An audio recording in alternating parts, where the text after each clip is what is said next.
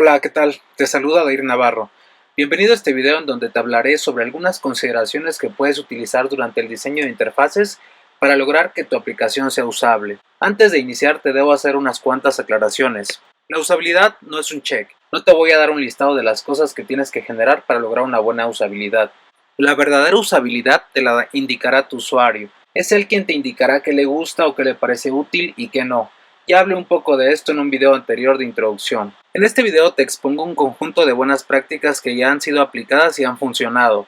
Incluso puedes mejorar esas buenas prácticas y generar algo de mayor usabilidad. No somos los usuarios, no tenemos el perfil de nuestro usuario y jamás seremos el usuario. Eso siempre tienes que tenerlo en claro. ¿Qué veremos a continuación? Te mostraré a través de ejemplos o gráficos un conjunto de buenas prácticas que puedes aplicar para entregarle a tu usuario una interfaz usable. Las primeras consideraciones de las que te hablaré serán sobre las interfaces, ya que me parecen las más importantes. Las diferentes interfaces de tus aplicaciones constituyen la identidad visual de lo que pretendes proyectar hacia tus usuarios. A través de las diferentes pantallas, los colores, las tipografías, los fondos, estilos, etc., reflejas esa identidad. Durante el video estaremos hablando de interfaces y nos referiremos al conjunto de elementos de la pantalla que le permiten al usuario realizar acciones sobre la aplicación que está utilizando. Para los diseñadores, la creación de las interfaces resulta la etapa más divertida del proceso, pero para los que tenemos un perfil más ingenieril, esto no es tan sencillo e incluso lo podemos considerar como un impedimento. Aún así, en ocasiones tenemos que hacer esfuerzos para diseñar. Al diseñar interfaces te sugiero que consideres diseñar interfaces sencillas, mostrando solo aquello que sea imprescindible y dejando que el usuario te vaya diciendo qué debes agregar o qué debes quitar a través de su uso. Cuando tienes menos elementos, tus aplicaciones cargan más rápido, con lo que mejorarás el rendimiento y desde luego tu posicionamiento. Utiliza diseños simples, esto te permitirá fácilmente convertirlo en responsive. Además de que tendrás menos cosas que actualizar, revisar, diseñar, etc. Antes de continuar, quiero que estés consciente de estas estadísticas mundiales. Realicé una investigación de un año que va de julio del 2016 a julio del 2017 y me encontré con que el 53.99% de los usuarios utiliza aplicaciones en su dispositivo móvil. El 41.22% lo hace a través de su computadora de escritorio y tan solo el 4.79% hace uso de aplicaciones pero en tableta. Como puedes apreciar, las estadísticas indican que cada vez hay mayor uso de dispositivos móviles y menos uso de computadoras personales. Por lo tanto, tu diseño no tiene que ser enfocado principalmente a computadoras. Tienes que asegurar que tu aplicación se ve bien en los diferentes tamaños y resoluciones de pantallas. Por ello nace el diseño responsive, responsivo, líquido o adaptativo, cuyo objetivo es adaptar la apariencia de las aplicaciones al dispositivo que esté utilizando tu usuario. Es una buena práctica ya que diseñas para todos los tamaños de pantallas, no te centras en una resolución en particular y generas una agradable experiencia al usuario. Muchos diseñadores recomiendan hacer mobile first, es decir, primero diseñan en una pantalla pequeña y de ahí lo llevan a resoluciones mayores. Ahora, ve esta pantalla y dime, ¿te gusta lo que ves? Podemos apreciar una interfaz muy saturada, no se dejan espacios, no se le está permitiendo respirar. Si te fijas, existen muchos iconos. En una aplicación no deberían existir iconos excesivos. En cuanto a las imágenes, debes de evitar siempre la sobrecarga de imágenes y de otros medios. Aquí aparecen animaciones. Las animaciones en banners y cabeceras parecen una buena forma de llamar la atención de tu usuario, pero lo distraen y evitan que se pueda concentrar en los aspectos que realmente le interesan. Como te puedes dar cuenta, ahí hay un scroll vertical muy grande. De hecho, no se alcanza a ver y es algo que debes de evitar a toda costa, ¿no? Lo ideal es que la persona que diseñó esta página hubiese incluido un menú que organizara todo el contenido en diferentes páginas. Así el usuario ve solamente la información que a él le interesa. Para la estructura del contenido te recomiendo que utilices la técnica de Matryoshka, en alusión a estas muñecas rusas. Si nuestro texto, párrafo o base está escrito en un tamaño de 14 píxeles y nuestros títulos importantes en 32 píxeles, todo lo que se encuentre a medio camino debería estar necesariamente en ese rango. Debes de respetar las jerarquías. Con esto, tu contenido estará jerarquizado. Somos personas de hábitos y costumbres y ahorita te lo voy a comprobar. ¿Qué es lo que aprecias? Supongo que ya te diste cuenta de que existen dos enlaces y que uno de ellos ya lo has visitado, pero no los hay. Tú los relacionaste por su estilo, subrayado y el color. La mayoría de las personas ya están acostumbradas a ese estilo, ¿no? Pensaste que la usabilidad web era un vínculo y Wikipedia era otro, y que Wikipedia era el que ya habías visitado. Pues bien, esto de subrayar el vínculo que el usuario ya visitó es una muy buena práctica, ya que tus usuarios van a saber dónde han estado y a dónde pueden ir. Además de que evitas que ellos naveguen en un círculo por tu web. Vamos con los colores. ¿Los colores de los botones te gustan? ¿Notas algún error? Bueno, te lo diré. El color rojo lo relacionamos con acciones como cancelar, borrar, etc. Por ello no es correcto que para un botón aceptar tenga un fondo rojo. Tampoco es correcto que el botón de rechazar tenga un fondo verde, pues este color por lo regular se considera para acciones de aprobación. Si eres muy exigente también te pudiste dar cuenta de la posición. Generalmente en las aplicaciones los botones de aceptación o aprobación van a la derecha y los botones de cancelación a la izquierda. Aquí tenemos dos ventanas que sin duda ya te percataste de que son similares. Si nunca has utilizado alguna de las dos, ya sea Windows o Mac, ya sabes que las dos hacen lo mismo, y es que mantienen la misma consistencia y el estándar, lo que las vuelve intuitivas. Aquí los elementos tienen aspecto similar y las secciones funcionan de manera similar. Por ejemplo, en la parte izquierda ambas ventanas tienen una sección de rutas favoritas y una lista de dispositivos. Asimismo se deben de comportar tus aplicaciones. Por ejemplo, los botones deben de tener la apariencia de que son cliqueables. Si respetas los estándares, garantizas que el usuario aprenda rápidamente a usar tu aplicación, ya que el contenido le resultará particular. Siempre mantén un texto que permite una buena legibilidad. Es preferible que utilices iconos intuitivos en lugar de palabras. Recuerda que los usuarios no leen, ellos picotean. Seguro al ver esta pantalla ya te diste cuenta que existe una funcionalidad para la búsqueda, ir al inicio y también iniciar sesión. Leamos este párrafo.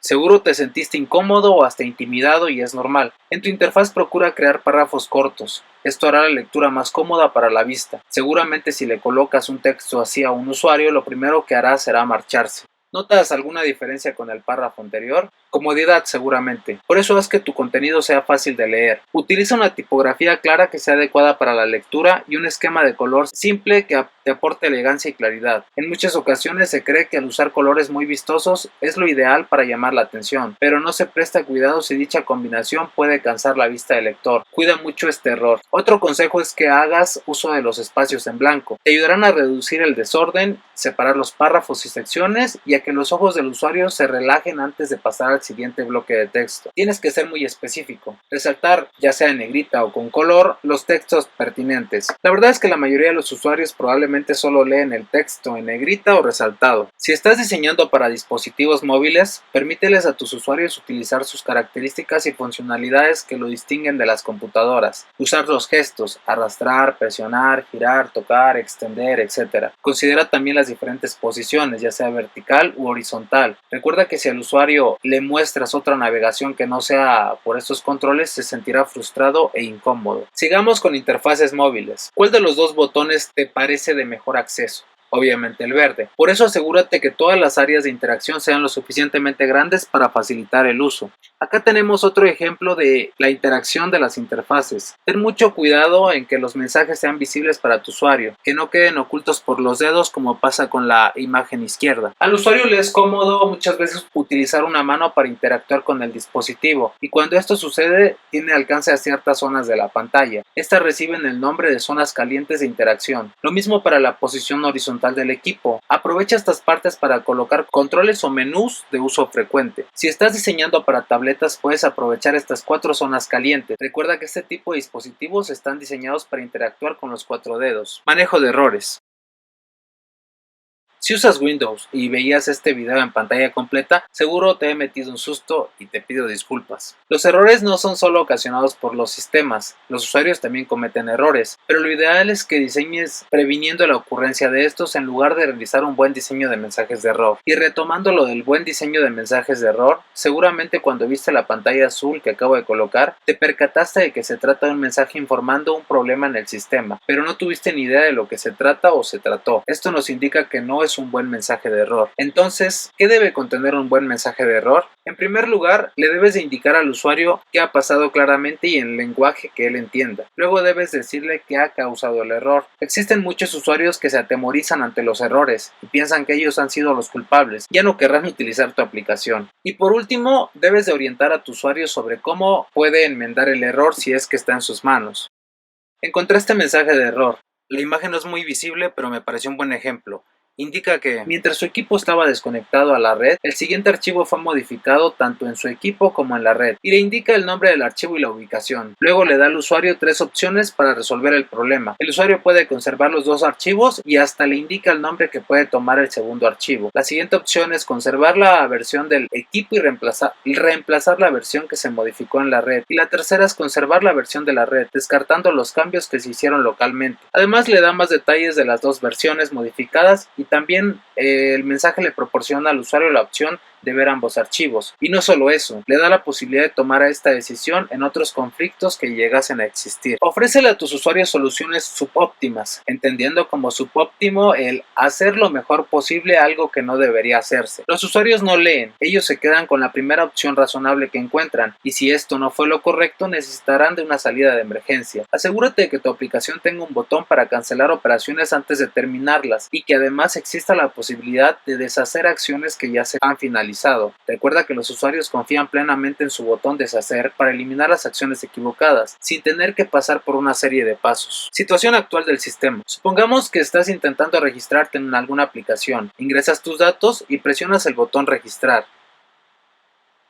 Después de unos segundos aún no pasa nada. En este tipo de situaciones siempre deberías mantener a los usuarios informados de lo que está ocurriendo en todo momento, cargando página, buscando información, registrando tus datos, etc. Les debes proveer una retroalimentación apropiada dentro de un tiempo razonable. Si tu proceso dura menos de 5 segundos, no tienes que hacer nada, es instantáneo. Hasta 3 segundos es tolerable, pero deberías poner un reloj o similar. Hasta 1 minuto deberías mostrar una barra de progreso. Y si la operación durará más de 1 minuto, debes avisar antes y poner una barra de progreso y realizar la estimación de tiempo faltante. Formularios. Si bien esto es parte del diseño de la interfaz, preferí tomarlo aparte.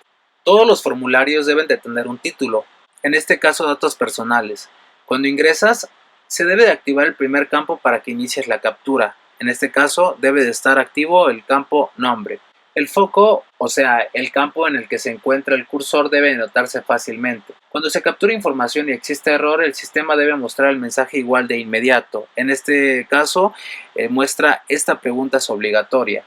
En los formularios, los campos obligatorios se deben de distinguir con facilidad. Aquí se están marcando con un asterisco en rojo. El tamaño del campo debe ser acorde con el dato que se va a ingresar. Los formularios deben demostrar etiquetas sobre o dentro de los campos de texto que guíen al usuario. Además, puedes agrupar los campos en grupos lógicos. Por ejemplo, colocar los campos obligatorios al principio. Aquí tenemos otro formulario al que ya intentamos registrarnos. Sin leer nada, lo que parece es que los mensajes escritos en rojo te están informando de un error. Pues no es así. Los mensajes escritos en rojo te informan del uso que tendrán esos datos. Podrían haberlo puesto dentro del apartado de cómo registrarse, al comienzo del formulario. Los errores se muestran arriba. Es un listado completo. ¿A poco me voy a poner a leer un error, lo corregiré y debo regresar a leer el siguiente error? En este formulario hubo un error, pero solo se aprecia cuando se pasa el cursor sobre este campo, a manera de tooltip. El usuario requiere saber dónde y por qué se ha equivocado.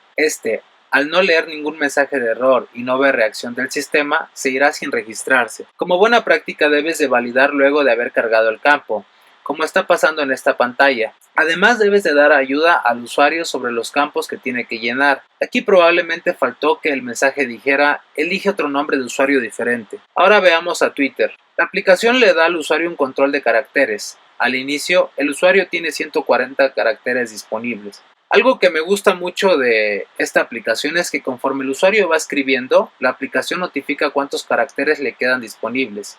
Si el usuario excede, entonces la aplicación le indica la cantidad y además resalta el texto con color rojo para que el usuario tenga mejor noción de cuánto debe acortar. En esta parte, y algo muy importante que debes considerar en tus formularios, es que los controles que están deshabilitados se deben de distinguir con facilidad. En este caso, el botón de tuitear se ve deshabilitado a simple vista. Además, el botón no dice aceptar, el botón indica tuitear, y esto es de acuerdo a su funcionalidad. Productividad. Para aumentar la productividad de tus usuarios, les debes de proveer lo que necesitan de inmediato. Tu interfaz principal debe contestar: ¿qué es esto? ¿Qué puedo hacer acá? ¿Por qué debería usar este sitio, aplicación y no otra? ¿Por dónde empiezo?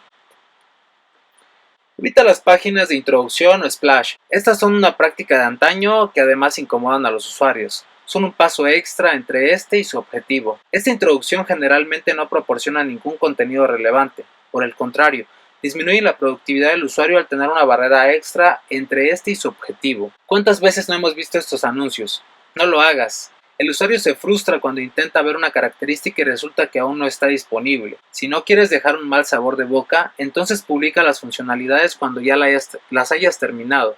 También te recomiendo que utilices los atajos de teclado o teclas de función para mejorar la productividad del usuario. Recuerda que si utilizan el sistema frecuentemente, en breve serán expertos y querrán aumentar su productividad. Esta es una genial herramienta para ellos. Siempre ofrece al usuario la posibilidad de encontrar información rápidamente. Si tienes un listado de muchos artículos, a él se le hará complicado de buscar de uno por uno. Mejor coloca buenos filtros, ingresando primero los campos que sean más relevantes para la búsqueda, pero también ofrécele filtros avanzados, que en un inicio deberían de estar ocultos pero a la disposición. Quizá la lista de resultados también debe de tener una prioridad en base a qué han elegido otros usuarios en búsquedas anteriores similares. Rendimiento. La velocidad es una característica muy deseada según encuestas a usuarios. Una espera de 3 segundos es aceptable para retener la atención del usuario, pero más de 3 segundos puede resultar desesperante para ellos. Optimiza tus aplicaciones.